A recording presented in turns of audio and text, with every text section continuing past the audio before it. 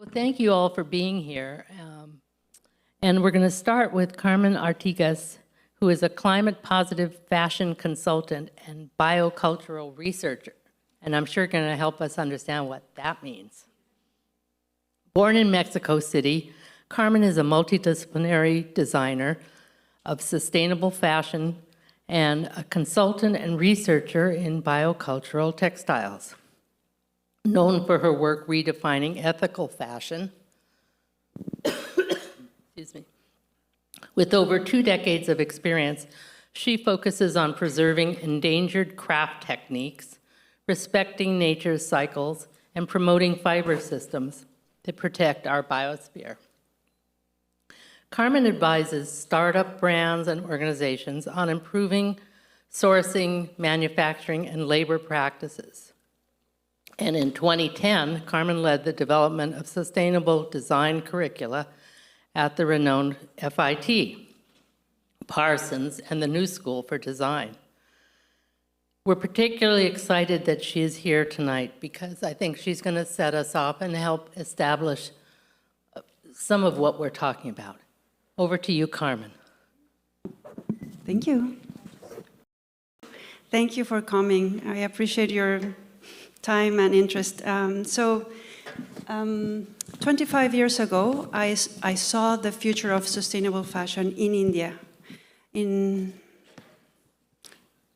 Back in 1999, I took myself to India to study with Master Tufan Rafai. He owned a rare copy of this book. It's called Vanaspatiyon Nurang. It means the colors of nature. Gandhi was promoting natural dyes. This book is at least 100 years old. Nobody knows where it is. I took the photos, and that's the only remaining evidence. That book inspired him to create over 300 shades of color in natural dyes. So if you're working with natural dyes, you develop a bond with nature where she's able to share her secrets. So this is all the sorts of ingredients that you can use to develop color. Imagine from a mollusk to an algae to a fruit to a husk. I mean, it's amazing, this world. So in terms of communicating with nature, she's willing to share her secrets. And Tufan always shared the impacts that chemicals have on textiles, but not only on textiles, that the chemicals that touch our skin and the heavy tech chemical. I should be reading, right? Because if I get nervous. He discussed the impact of chemically treated textiles on our skin, farmers, and the environment.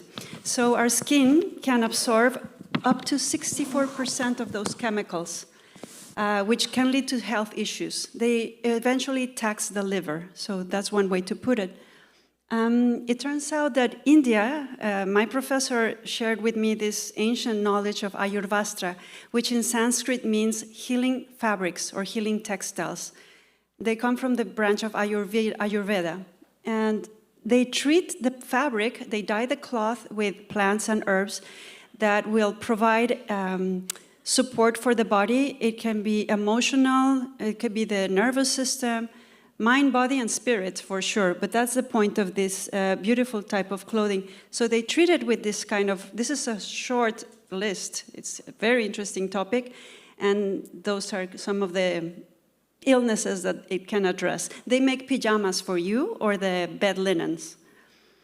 And so I was on my quest to find indigo. I traveled south. I went to this landmark, a spiritual landmark. It's called Auroville in the city of Pondicherry in Tamil Nadu. And that is a matrimandir where you meditate. So imagine the principles of the people that live in this place. And I was able to collaborate with the colors of nature.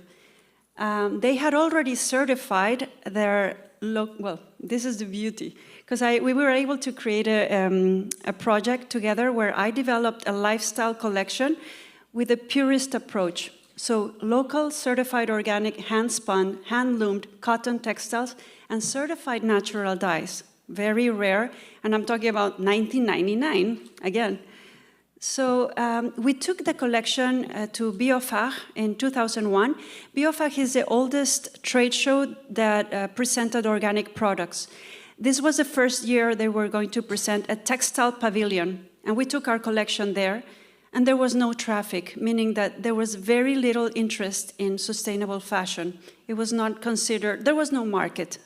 So later in 2010, while I was living in New York, I developed and introduced the first courses dedicated to ethical fashion at FIT, started at FIT, Fashion Institute of Technology, and in these classes I was able to address the human and environmental cost of developing products.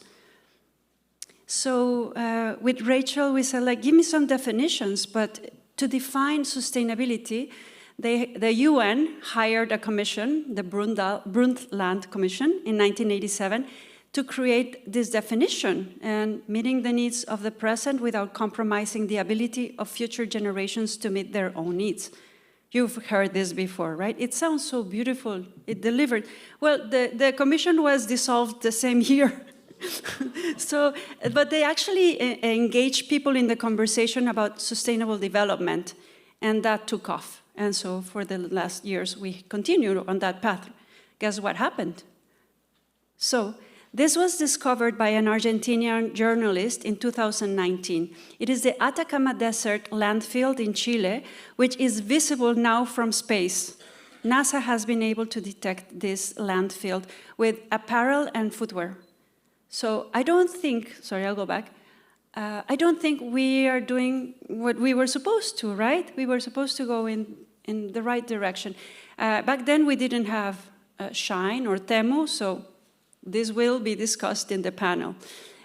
So while I was in Mexico during the pandemic in 2020, I was told that the indigo farmers from Oaxaca in Mexico, there's a town called Niltepec.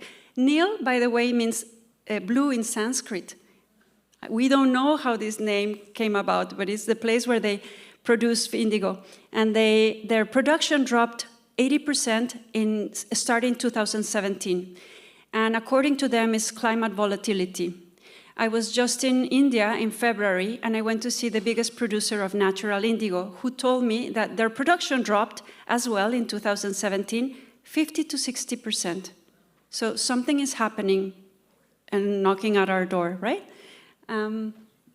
So what is bioculture? Well, I was going, to keep you a little more suspense, I was saying, like, well, I have to talk to someone. I'll talk to the head agencies of culture and agriculture in the government, right? Those government agencies. Well, they dismissed it because they said, well, it's just a resource for artisans. It's not culture and it's not agriculture. And I said, what is it? It remained in limbo. So indigo in limbo took me to this interesting place, bioculture. It's actually a small branch of anthropology that Mexico has developed carefully and widely, working with indigenous groups. So this is the next chapter. Guess what it is? It encompasses indigenous ways of knowing that are in harmony with nature and sustainable practices developed over generations, fostering a co-evolution of human societies and their biological resources. We depend on nature. It has always been that. So our connection to nature has played a key role in shaping the cultural identity of various peoples and nations, reinforcing our sense of belonging. How do you feel when you're in nature? No? You connect. So several traditional occupations and crafts rely on local ecosystem management, resource extraction, and materials, fostering sustainable livelihoods and responsible economies. Among its most valuable components are textiles, which represent original text and embody ancestral narratives. These are the texts that the colony could not burn, textiles. Therefore, it is crucial to preserve biodiversity to maintain human history in harmony with the planet and continue this dialogue through textiles. This is a very beautiful case study because on the left, on my left, you're right, we have the collection Étoile by Isabelle Marant that she presented for the summer. 5 pieces that were, well, ultimately she copied a blouse that belonged to an indigenous group, a Mije group from Oaxaca, Tlahuitoltepec, a very tiny town, and she just copied the blouse, right? This was in 2015. But between 2009 and 2019, that blouse was plagiarized 10 times. The interesting part is that they took her to court in Paris, this community, with the support of the government. No charges were pressed, but the outcome was that the value of this shirt, this blouse, increased 800%, and now it's widely presented at museums globally. So that was a positive outcome of this situation.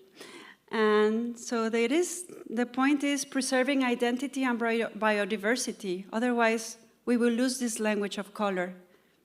That's all. Thank you.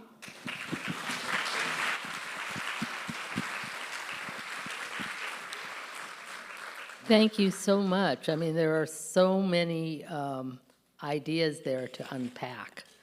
And I'm going to tell you a little bit about Sandy Dalal. And we're thrilled to have you here. Thank you so much.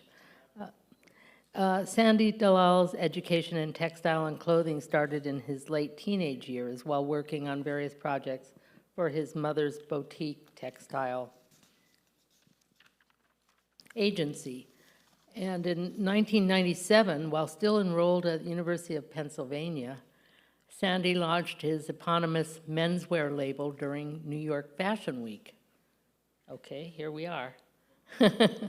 Sandy has had the honor of receiving numerous accolades for his distinctive work, including at 21 being the youngest ever recipient of the CFDA, Council of Fashion Designers of America Award for New Talent.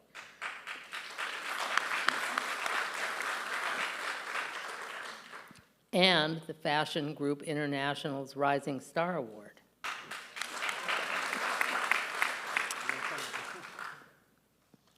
In 2004, Sandy launched Shatav Ektavit, did I say that right?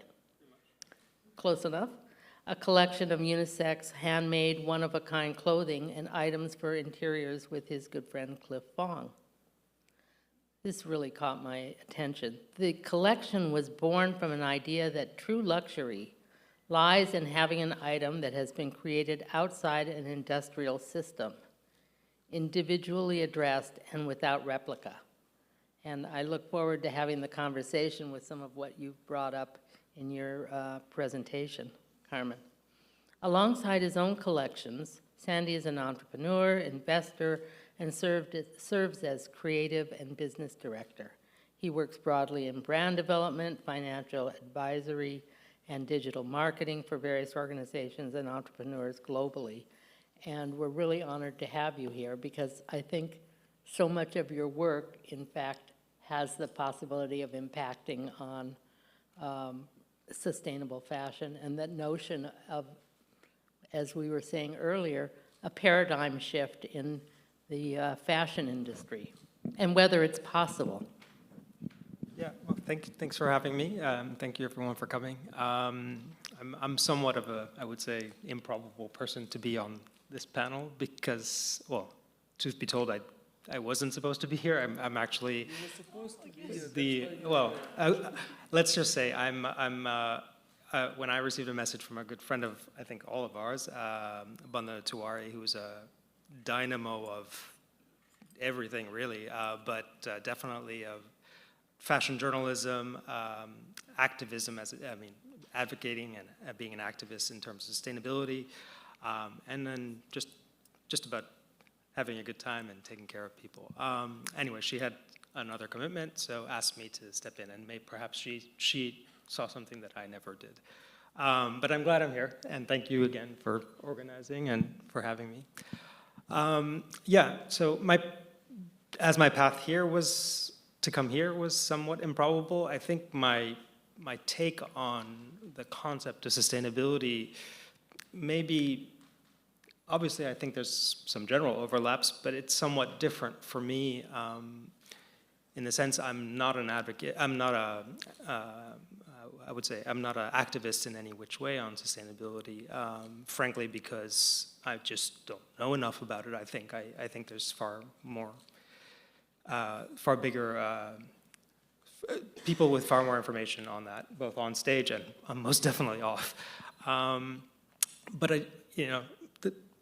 everything about it is fascinating and at the same time, many ways scary. I'm the father of two, so for me it's to some degree personal to understand what world we're leaving for the next generation and the generation after. But anyway, my take on sustainability always kind of hits this threshold or this space, which is how is it possible, even when we realize the problems? And I'm an immense fan and patron of indigenous craft. I had a very similar epiphany or journey in India, and I spent years there building an atelier that was this atelier for this brand that we started, including a hand dyeing studio, including a very similar book to that. Not that lovely book, but we were recreating that book in our studio. Embroidery studio, a hand loom, yarn recycling, and wheat and creation of yarn for use on the hand loom. So there was a lot going on in the idea of trying to pursue this non-industrialized methodology of making clothing. Ironically enough, it was my early success as a designer that kind of brought me to that path, because my background in fashion, well, at least my happy place in fashion was always at the factory side, which is sort of where I grind my first intro into fashion. It wasn't in design school or anything like that. It was more just tagging along with my mom on certain factory visits and things like that. And I love that environment. I love the graciousness of the environment of people actually who put things together. And if anyone hasn't been to a garment factory, a 13, 14, 15-year-old kid running around a room full of women sitting there sewing it's like everyone's just absurdly nice to you for some reason. Anyway, I learned a lot, and that's kind of the environment I felt comfortable in, and I really love that about it.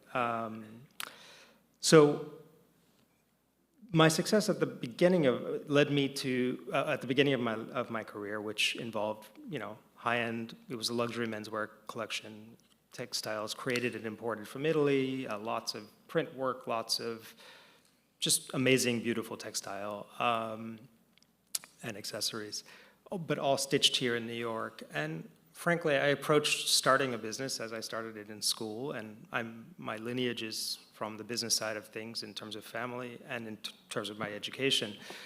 That was sort of my approach. It was just bigger, cheaper equals more. It's sort of like the most basic equation that I think I definitely subscribed to back in those days. And I think, truth be told, I think probably everyone in this room has subscribed to in some manner or another in their lives, saying, if we do this, the outcome will be better fiscally if X, the X plus Y equals Z. The thing that changed for me was as I became more successful, it sort of became less. I just got more and more detached from the part of the work that I loved, which was being in the atelier or being in the factory, and the demands of growing a business, especially here in New York. That when I went to Italy, when we started shifting production to Italy, I discovered a whole nother world, a whole different approach to how things could be made. And a lot of that was with artisans at, small little laboratories that produced haute couture or handmade shoes, where people were working in such an antiquated way. And there was only two things that really were important, were one, whatever it is that they were focused on making, and two, sustaining their quality, the quality of life that they had, that they grew up with, they probably inherited from their parents before, and that they wanted to leave to their kids. And that was basically it. Potentially very slow life, but fulfilling to the people who were doing it. In any case, it created a whole different dimension for me, and it really rejigged the way I started to think about creativity. And for me, that journey, as I was telling Carmen earlier, it sort of led me, that and also working, it was also the same time I started consulting and working for corporate fashion, like larger houses and just that exposure. I really realized that for myself, the journey was trying to understand and become closer to the actual creation of what these guys were doing at these haute couture factories. And that journey eventually led me to India, through many wonderful places like in Japan, where I learned about indigo, the dyeing and processing of that. But anyway, all of this led me to India, and in India is where we created this space where we could do all this wonderful stuff. And it's through that that project was born out of a creative need, but eventually, in hindsight, the biggest thing about that was we created a structure, a non-industrial structure, that created things of immense beauty, and definitely things that I mean, at least for me and the people who bought it at the end, and most importantly, created in its own small space, created a stable place for the people who work there.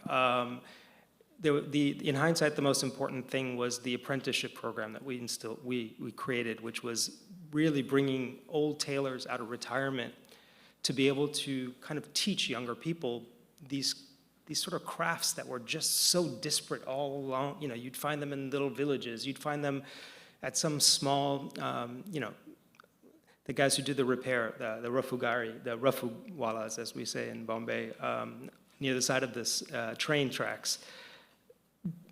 The dyeing studios, all these things were just happening in different corners, and we assembled it in one place and created a sort of system where people were not paid by the piece, but they were paid a fair living wage. We created a situation where people were able to get to live a fair life, a good quality of life, a decent quality of life, and not worry about, just focus on the same two pillars that I saw in Italy, which were the product you're working on and then you go home and enjoy your life. It wasn't that complicated. Small little perks here and there, like going out to dinner with your family or going to the cinema with your family. Really small things, but that were huge, important changes for the people who worked with us. Anyway, we created this little system, and the only thought that I had at that time was that it sustains itself. My little version of sustainability. Could it take care of the people who worked on it, and could it take care of and could the people and could it just sustain itself? Anyway, it proved to be a success, and it was patronized by really people who love clothing all around the world in a small capacity. But in any case, that's led me to what I do today, which is trying to take the same idea and put it into the context of how do we create that at an industrial scale? Because in the small little way that we catalyzed some change for the people that we worked with, the idea was that if we could do the same thing, I found that we could start having the conversation about things that do affect the environment. Because if unless you change that little bit, where people, I just feel like people can never be concerned about the environment if they can't really manage their day-to-day. And that's kind of what we tried to change. That is beautifully put, and I think you are absolutely the right person for this panel. When we were talking about the three of us, the four of us talking on the phone ahead of this, we started talking about what does sustainability mean, and not trying to be caught up in it only means one thing. It only means the environment, or it only means the artisans, or it only means, it's a kind of complex world of an interweave, as it were, of things coming together. And it's in thinking about all of that together and not trying to be two-dimensional, that I think we can start to think through how do we interact at a very human level and find solutions, you know. And I think you have both brought up different but equally relevant ways of doing that, both in your own personal work and ways that I think challenge all of us who live in the world and love fashion, and whatever we mean by fashion, and that we can talk about too. Ajay, you are a miracle.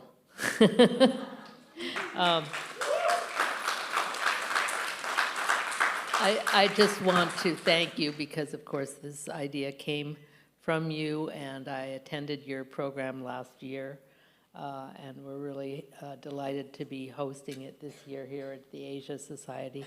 And I think, you know, I'll just say Asia Society has a whole program on sustainability and environment, but I don't know that we're always making that jump with other sectors of our world, and I think it's so important that we do that and that we think about how we interact in this way.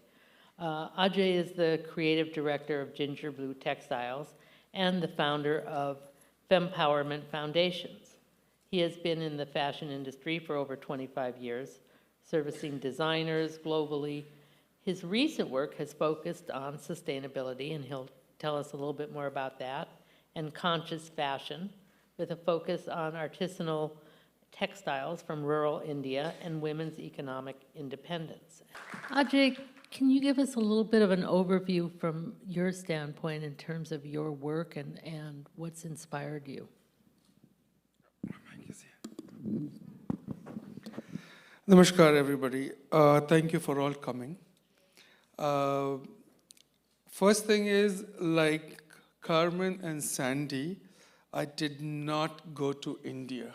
I was sent to India by Mother Nature through my parents in India, Mumbai. So that I have an edge over that. That's one thing. But I respect this because, you know, they are from the Western world sitting here in the fancy lifestyle. And I don't know who all has ever been to the rural India to see what really it is like. It's not so glamorous or fancy anyways. The other important part I want to bring it is about sustainability, Carmen. I am a follower of the Bhagavad Gita, and we believe in karma and dharma. Actually, it is karma and dharma. Karma and dharma became karma and dharma in the West. So it's karma and dharma. These two nice people are dharma, and here is karma. So karma means action, right? For me, sustainability is how is it that we are making sure we all, right? We all as humans on the planet are being taken care of. And what are we leaving behind for our next generation? You know, we complain to our parents about what they did. Sometimes they did good, they did not good. But why don't we think beyond that? And we are parents, or we will be parents, or we have children. What next for them? What next in the 100 years? You see how hot it is right now, and I don't agree, and I don't want to get into political discussions that there is no global warming. There is, guys, come on. We are all paying the bill for the air conditioner. We know what it is. Except for a special friend, she does not have an air conditioner, so that's okay. My journey, I'll just say it in real short. I've always been wanting to do fashion. I came to New York around 25 years ago, worked in the fast fashion industry, worked with all amazing designers, got to learn a lot, right from Betsy Johnson, Anna Sui, Catherine Bellingino, Armani, you name all of that jazz. I had my own clothing line, Gingerblu, did extremely well, dressed the celebrities, including Britney Spears, 400 stores. I've done all that spiel, what Sandy was talking about, right? Being in the press. And at some point, I was like done with it. And I stopped, and I promised myself I will never go back to fashion because it just took a toll on me. It's a very demanding industry. Anyway, coming back to why I am here is because at some point I started questioning my purpose of life, especially after I reached a certain age. And my responsibilities as an elder son, especially people coming from India would know, was all done. And I was struggling with it. And I came, after a lot of research, I came down to economic independence for women. Because I spent almost 3 years in the interiors of India understanding what is needed. Because I wanted to make my life more purposeful. It was not feeling good to just have a good life. Nothing of that is good or bad. Anyway, and then it turned into my fashion business because that is what I did all my life, and I have my connections, I have my friends and family, and that's how Gingerblu Textiles was born. So Fempowerment Foundation was born with a primary purpose of economic independence for women, where we can provide women, underprivileged women, with training in life skills so that they can make at least $80 a month. And some of these women in the interiors of India who are weavers, we are weavers, printers, embroiderers, all of them, some of them make $30 and $40 a month. Are they happy? That's not the question. At least it brings food to their table. So that is the reason, Carmen, I came down to sustainability. And my goal is to work to make sure that as many as women we can collectively help, to get that kind of money for themselves. Because my goal is this, right? When she's ill, she needs to go buy her own pill. When she's having a period, she needs to go buy a pad. And that's like hardly any sense, and they can't do that. And I'm not trying to cut a sorry figure, I was giving them a lot of donations, and at some point they started telling me, Bhaiya means brother, stop bringing all these saris and chocolates and stuff, give us work. And that was the changing point. So I'm dedicating my life towards economic independence for women, whatever it takes, selling fabric, selling garments, or selling mic. It does not matter. That part of sustainability, just that is my focus. Yeah, and that's about it, Carmen. And here we are. Thank you. So Carmen, Not Carmen, Rachel. Sorry, guys. if only I could be as knowledgeable as Carmen. It's really inspiring to hear each of you, and yet your take is quite different, each of you. And I'd really be interested to hear where do you feel you have an opportunity, however you interpret this notion of sustainability. And you've all talked about the next generation. That's come up every time. So as we think about, where can we go? And I suppose the bigger question is also, what does that imply for the world of fashion? But I'd like to hear your thoughts about where you each feel you might want to take the next step. Okay, this is a strange example, but because I was teaching 10 years ago here, and I realized back then we didn't have Shine or Temu. Things are going really fast in the wrong direction. And I see that if I were young, I would be mesmerized, let's say, like disco lights in the Studio 54 type, fast fashion. But if you show me heritage textiles, handmade, hand-loomed, I would feel like I'm a candlelight. That's the kind of beauty I see, that it brings me back to myself. It creates this atmosphere. Time goes away. This is maybe because of my age, I'm reflecting this way, but I treasure noble textiles that are natural and actually good for the earth as they degrade safely. So that's the angle that I'm coming from. And also, most people don't know that to become a master artisan, it takes 15 to 30 years to master a craft. So think about the time and by the time you're 40, your eyesight starts to fade. So there's very small window to create your best work in terms of artisans. That's So all. is that work you're working on now? I'm working still with, I'm studying plant identification. I'm going more towards nature because I really want to work with natural dyes. And if they're endangered, we will lose the language of those textiles, like the one you're wearing. Yes. That's where I am. So, Sandy? Yeah, my take, I mean, I think your sensibility is right on because, God, it's like romance when you sometimes see like a piece that you just know, wow, there's so much love in it. I guess that's the way I always thought about it. The same type of feeling that we tried to put in those pieces, of just one of a kind. They just one. It's just because they were loved.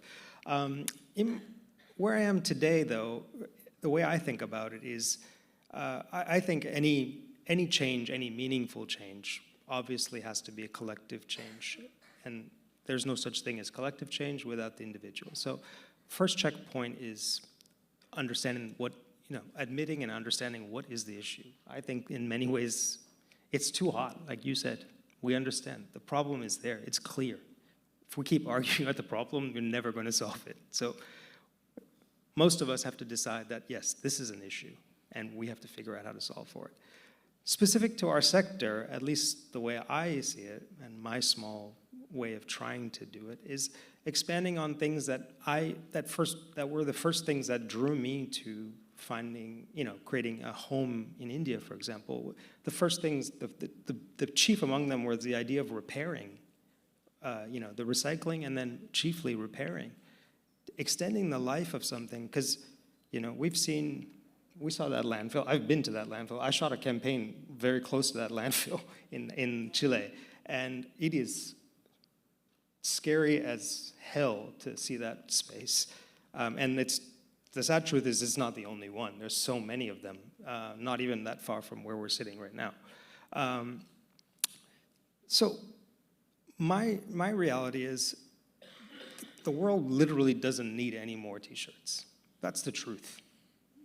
And part of the same idea of understanding, admitting to the fact that, yes, we do have climate change, for example. Another basic reality that anyone should think about is, if you are looking at Temu or Shein, however you pronounce it, and this is no disrespect to the creatives in those businesses or anything else, but if you're buying a $5 T-shirt or anything like that, you have to know that it's built off the exploitation of many, not just one, many people in the supply chain, and most likely in the distribution chain and in the commercial chain. So if you admit to that and understand it, then you have to realize that the solution has to involve changing on both sides, the supply side and on the consumer side, which is, yes, things shouldn't be that, because people need to eat. People need to earn a living wage to be able to not worry about the most basic things in life. And in that little space, we have the ability to affect slight change. And like I said, one change can equal collective change. In terms of actionable things in our sector, in our sector, things I'd like to do I'm working on are, for example, larger scale industrializing repair programs, which involve re-education of certain facilities. The beautiful people that know how to weave or that know how to dye or whatever, there's more life to be had in that. It's just maybe not on something fresh and virgin. Maybe it's on something that's been recollected. So instituting the idea of longevity, Patagonia has done a great job of this, like understanding longevity and introducing it into the creative process, into the marketing process, making a culture of it is a good place to start. It's not going to remove the problem, but it's a decent place to start. And I mean, another wonderful case study that I remember reading about and then seeing recently is not in fashion, but the case study of Interface, the idea of building Interface, the large floor coverings company, the subject of Beyond Zero, that documentary film, starting to create a culture. It's the long game. It doesn't happen overnight, but small little micro steps along the way allow for solutions, at least in one little vertical at a time. And that's kind of what I think we should be and what I'm trying to work on. So there's a kind of mindset and culture It's a change. cultural shift, and I think, like all things, understanding how to, we all need to understand how to live differently. We're going to be forced to one way or the other, so. Yeah, it'd be great if it could be conscious, right, with agency. Yes. Ajay. So I'm not going to sugarcoat here. Let's be very honest about this part, that sustainability is not a coffee table discussion for the urban world in the first world country and all major cities. Let's get that out of our system. We can talk sweetly about sustainability sitting around coffee table and talking sweet stuff. That's not going to help nobody. It might just help you drink coffee and chat with your girlfriends or friends, but no. Let's be the change maker, yeah? Let us see what we cannot buy if it is not needed. I'm going to talk on the commercial aspect of how the change happens. There are enough good people who are doing the change in the industrial area. But what can we do? Let's talk about that, right? Because a lot of you all might be thinking, oh, I can't go to India, I can't do this, I have a job. Everything is fabulous. Don't buy your next Zara shirt if you don't need it. If it is torn, mothers, please teach your kids, boys and girls, how to repair. Yes. Yeah, when your kids are throwing clothes out, or you don't throw the clothes out, you all should teach them when the button comes out how to put the button. That is what minimum you can do. Forget trying to take a frag and sacrifice so much that these guys are doing. Just do this much. You know what? When Temu, I hope this reaches them. When it comes, block. Shine, block. You know, H&M, Zara, okay, fine. If you need something really, go get it. Or Gap or Old Navy, because they also provide a lot of work. But really, we don't need any more clothing. And please, please, please teach everybody around how to sew. And that is my next project, Rachel, in New York. I want to start working with women in the shelters to teach them how to repair clothes. So for me, I don't know much what to do, but let us do this. Forget the world. Take care of just all of you all. Thank you. I think there's so much more to say, but I would like to open it up because we have a lot going on tonight. I'd like to have just a few questions for Q&A, and then we're going to go on to a very special sharing of some fashion. Yes, Ajay, go ahead. Ajay has another job to do for all of us. You know, when you do sustainability, are you there? Okay. Hello? When we do sustainability, we have a very little budget. Ask us. So now this show is like a one-man show with some women and some other people helping. So after talking, I have to go behind to work the fashion show. Yeah? So we'll see you back again and I'll talk a little bit more. But thank you very much, everybody. If you guys have any questions, my number is outside. Feel free to message or call me. Thank you, Rachel. Thank you, Sandy. Thank you, Carmen. Okay, so we're going to take just a couple of questions, and then just to let you know that after the fashion show, we'll invite you up for a reception on the 8th floor, so you can have a glass of wine and continue the conversation. But you know, raise your hand. I have people with microphones. And we're recording, so do wait for the microphone, and please address your question to one of our two panelists.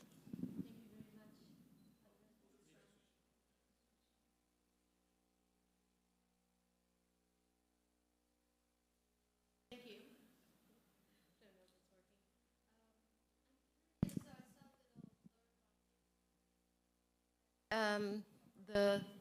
There's only 3 fabrics we should be wearing in terms of what you were saying in terms of skin and what works well with the human body. And what this little Instagram post said was hemp, cotton, and linen.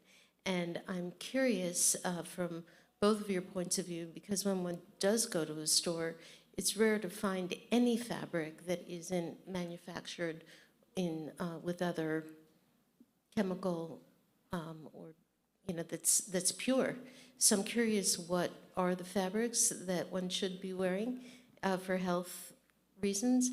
and yeah, where one finds them really. Yes, so I'm a purist, let's say. Ajay was wearing hemp pants, 100% hemp. You will notice it looks like linen, but it has a very interesting drape. It's kind of like papery. It's coming back. Hemp is the textile of the future, and it's going to be cottonized. So the problem with hemp is that it usually breaks a lot in the machine. It's irregular as a fiber, but now they developed the technology to cottonize it. So it will flow through cotton machines, and it will blend beautifully with other fabrics. I think hemp needs help. It's kind of like burlapy, too rough on the skin sometimes, but if you blend it with silk, I've seen cashmere blends, it's beautiful, and it takes dyes better than any other fabric. So I'm a big hemp fan. Wool, of course, you know, these are the high maintenance of linen might put people off, but you just have to be comfortable with that. But yes, the warming weather will definitely steer you away from polyester. Like all those synthetics are gonna cook you. So, to put it lightly. Yeah. Yeah, I tend to agree with that. I mean, yeah, for me, when we were working on that collection, and even prior, a majority, I mean, even for me, it's cotton wool, cotton hemp, and silk. I try to do the same.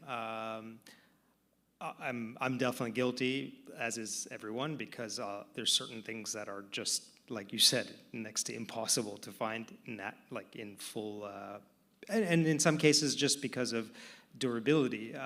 Certain things will never, just won't hold up to the kind of abuse that we put it through. You know, we definitely have the sinners, if we call it, in terms of fabrics, which are primarily petroleum-based fabrics. You know, elastane, I mean, lycra, elastane, it's right up there. Lots of nylons. Most anything you're wearing in fitness is pretty much up there. But, you know, I think if you can do that, great. It's also a question of resources. A lot of times, especially if you're going into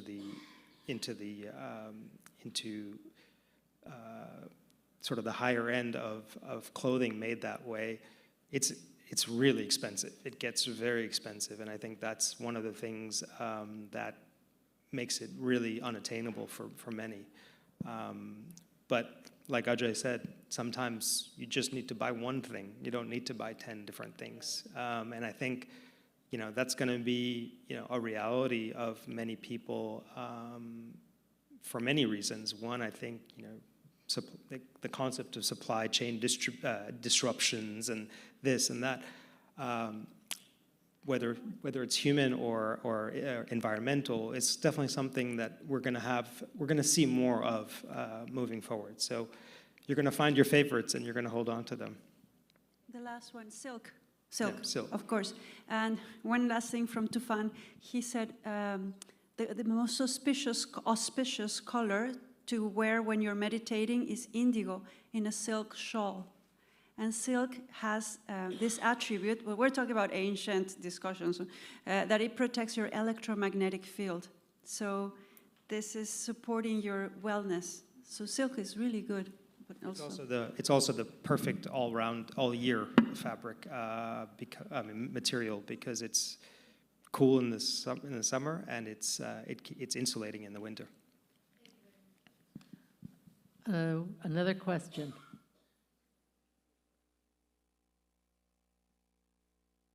Is somebody, oh, there.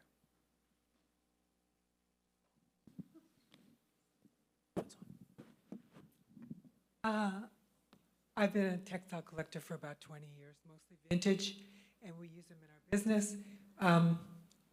Skirt made from a Japanese obi. I was wondering if you've noticed and what you think the value is of some of the wonderful repurposing that's being done, and even by young people. If you're on Instagram and Facebook groups, a lot of, I think people don't really know how to see quality textiles, but when they do see them, I've been involved with some small shows up in Westchester. And for Sarah Lawrence College, we did one in the Environmental Center with sustainable textiles. And I just think that when people see these gorgeous Guatemalan huipiles, and they see the Indian saris that I buy that are damaged, and you can repurpose them, they love them. The young people love them. They understand, and they're thrifting like crazy now. And they go to thrift shops, and they are stylists. They put style together, and they're ready to learn about all of this. I think that they understand. And I just wonder what you think about, there's a potential there for education where today's good textiles are tomorrow's vintage. Right. And what we can salvage and what we can mend of the beauty of what's still available on eBay, although I bought a hell of a lot of it, so you might for 20 years. I mean, there's still great quality that you can repurpose. I think you're talking exactly along the same lines as I am. I mean, I think what's wonderful now is we're able, because of things like Instagram, you're able to see it at this sort of micro level, individual creators making all kinds of stuff. It doesn't even have, I mean, it could be just like kids in school who tear up a curtain and turn it into a dress or a top. It's kind of amazing. But any sort of, I mean, the items that you're talking about sound amazingly beautiful, which I'm gonna try to check out. But the repurposing of anything that exists for something new is increasing its lifespan.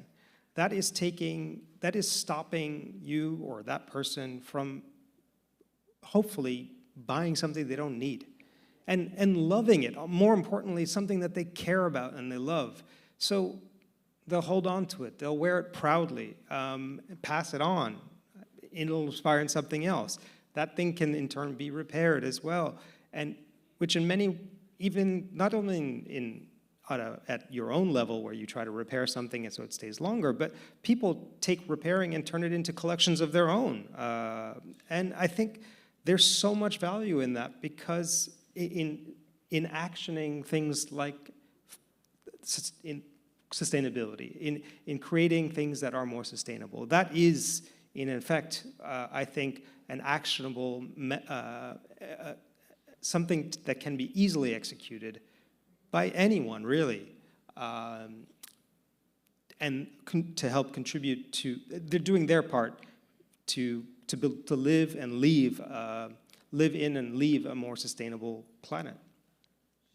And that repurposing is creative. Yeah. So we're talking about a creative relationship to the clothes that we have, and the idea that repurposing isn't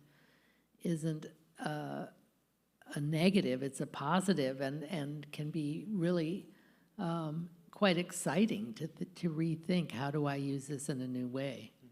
Can I add something? Historically, what we call fashion, but back in the day, just clothing, was zero waste. It came from the loom, and every garment was put together with whatever width of the loom. So a huipil, it was like just connecting at the center, but you have two widths of the loom. And that's how they would measure in indigenous groups in Mexico. They still measure with their hand and their fingers and their elbow. So they measure their family members, and then they create the width of the waist loom, and that's how they make their clothing. If you look at a sari, it's just the width of the loom, 8 meters across, but it's the endless styling, right? And the kimono is the width of our loom. So zero waste from that perspective. Well, that's a great way to stop for this part of the program. Please join me in giving a big hand to our panelists.